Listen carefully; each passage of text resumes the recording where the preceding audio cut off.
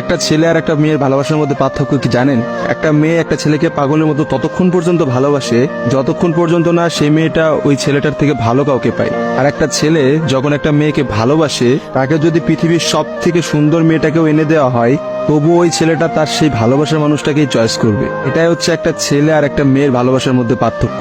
কারণ ছেলেরা কোনো সময় বেটার অপশন খোঁজে না, ছেলেরা সবসময় তার শান্তির জায়গাটা খোঁজে। আর একটা ছেলে একটা মেয়েকে যতটা ভালোবাসতে পারে, একটা মেয়ে তার এক গুণও ভালোবাসতে পারে না। ছেলেদের ভালোবাসাটা ভয়ঙ্কর রকমের সুন্দর হয়, কারণ একটা ছেলে যখন একটা মেয়েকে মন থেকে ভালোবাসে, সেই মেয়েটার থেকে ভালো কোনো অপশন সে কখনো মাথার মধ্যে চিন্তাই করে না। ছেলেদের ভালোবাসার সাথে কারোর ভালোবাসার তুলনা করা যায় না। ছেলেরা তাদের ভালোবাসার মানুষটাকে যেমন অন্য কারোর সাথে সহ্য করতে পারে না, ঠিক তেমনি একটা ছেলে কখনোই তার ভালোবাসার মানুষটাকে রেখে অন্য কোনো মানুষের পেছনে কখনো ঘুরঘুর করে না। ছেলেরা কখনো কোনো বেটার অপশন বা কোনো সুন্দরী মেয়ে দেখলে তার গার্লফ্রেন্ডকে ভুলে যেতে পারে না।